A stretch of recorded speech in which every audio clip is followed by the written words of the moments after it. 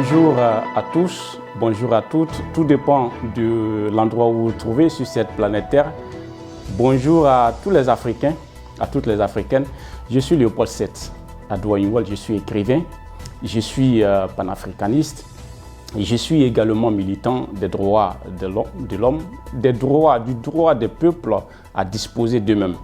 Chers frères et sœurs, j'ai le plaisir d'être devant vous aujourd'hui afin, n'est-ce pas, de vous présenter Agir pour la République et la démocratie, une structure que des jeunes africains ont mis en place afin, n'est-ce pas, de pouvoir donner leur point de vue sur tout l'étendue du territoire africain, sur toute l'actualité africaine, en tout cas sur tout ce qui concerne l'Afrique et tout ce qui impacte les populations africaines. Ce soir, pour parler de ce soir, je veux bien m'entretenir avec vous, en tout cas donner mon point de vue par rapport à une situation qui prévaut en République démocratique du Congo.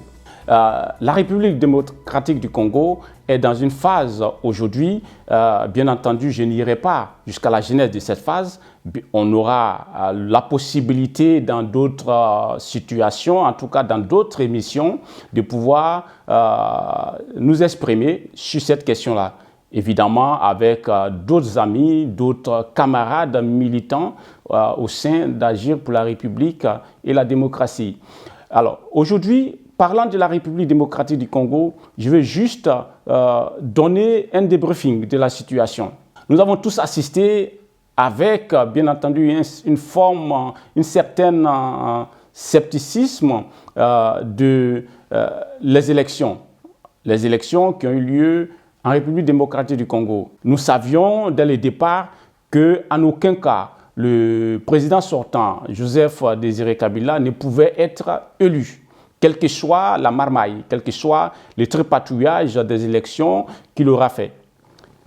Ce qui nous préoccupait, c'était de savoir qui allait remplacer M.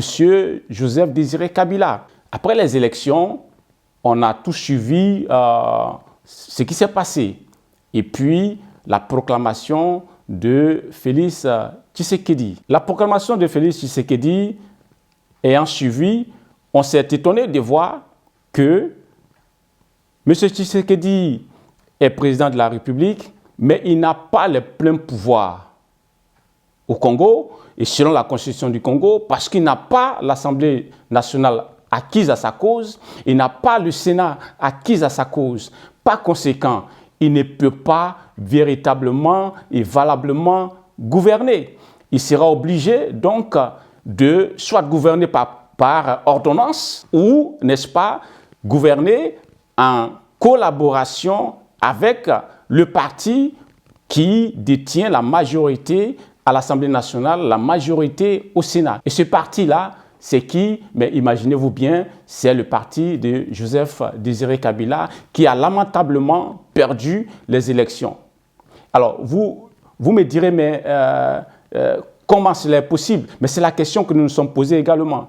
Comment se fait-il qu'une population qui va voter sur un même bulletin, les députés et le président de la République, votent majoritairement les députés et minoritairement le président de la République? Cela est un fait. On a constaté ce fait-là. Il y a eu la passation des charges. M. Tshisekedi est président de la République. Aujourd'hui, le Congo entier constate qu'il y a un blocage. Il y a, n'est-ce pas, un statu quo véritable. Et au fur et à mesure que nous avançons, on constate qu'il y a une forme d'instabilité politique et une forme d'instabilité sociale qui grandit à chaque instant. À l'Est, il y a encore, n'est-ce pas, cette instabilité-là qui se sent et qui se ressent au jour le jour. Et il y a, bien entendu, ces conflits internes-là qui n'ont pas encore cessé. Et puis, on vient d'avoir connaissance également, encore au sein, donc à Kinshasa, de cette action concernant l'université, où on compte déjà des morts au sein des forces de l'ordre.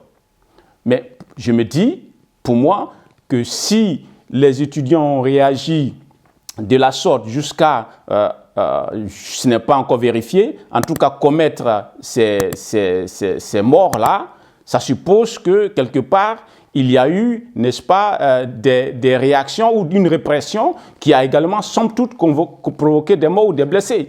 On n'a pas, au jour d'aujourd'hui, tout, n'est-ce pas, les éléments de cette situation-là. Qu'est-ce que je retiens par rapport à cela? Je retiens un élément, c'est que le président de la République congolaise est mal.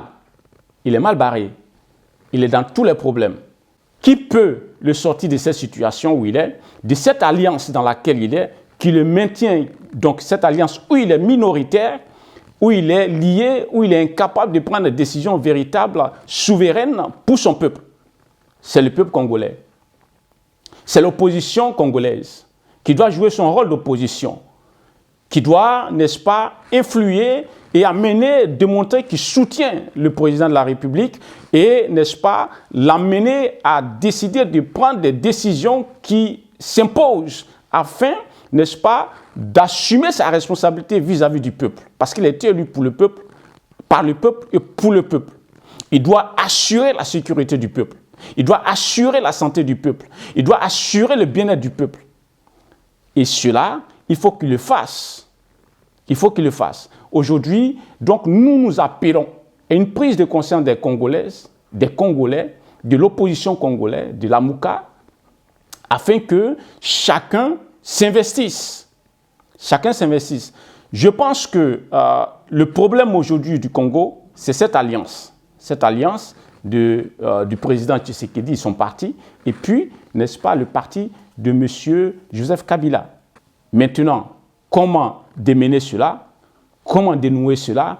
Comment résoudre cela? Mais il faut qu'il y ait une grande prise de responsabilité et conscience de la réalité. Il faut que Tshisekedi travaille et qu'il assume, n'est-ce pas, son mandat et qu'il puisse assumer également son bilan. Il puisse assumer son bilan. Et donc, je pense que la classe politique congolaise doit sortir, n'est-ce pas, des calculs politiciens. Il doit sortir des agendas cachés. Et puis, travailler pour le peuple congolais. S'engager pour le peuple congolais. S'engager pour l'école.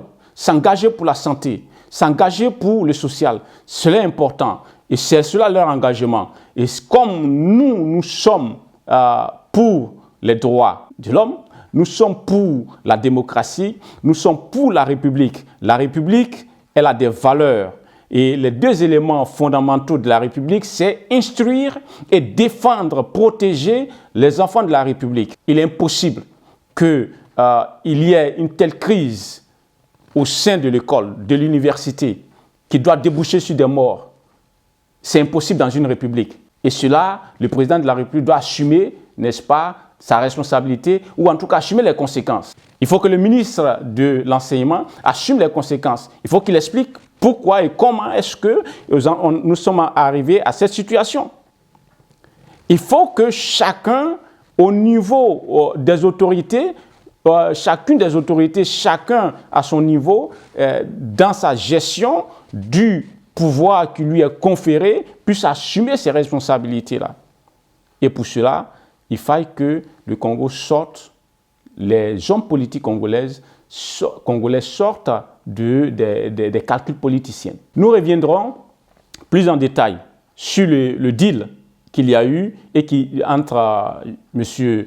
Félix Tshisekedi et M. Joseph Kabila et qui aujourd'hui crée tous ces maux que le Congo connaît. Et bien entendu, nous donnerons nos perspectives. Mais il est clair que pour les élections prochaines qui arrivent, il est clair que M. Kabila, Joseph et son parti, n'est-ce pas, M. Tshisekedi et son parti risquent de payer cher, cash, la sanction du peuple. Parce qu'ils seront sanctionnés. Ils seront sanctionnés, ils doivent être sanctionnés s'ils ne respectent pas les normes, les valeurs républicaines et les principes républicains.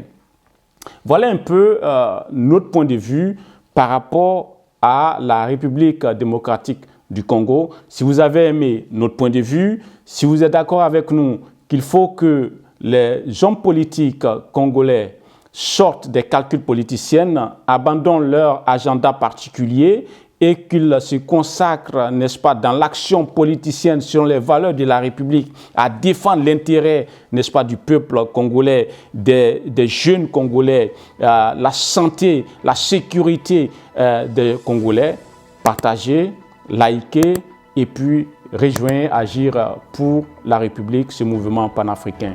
Je vous remercie et à très bientôt.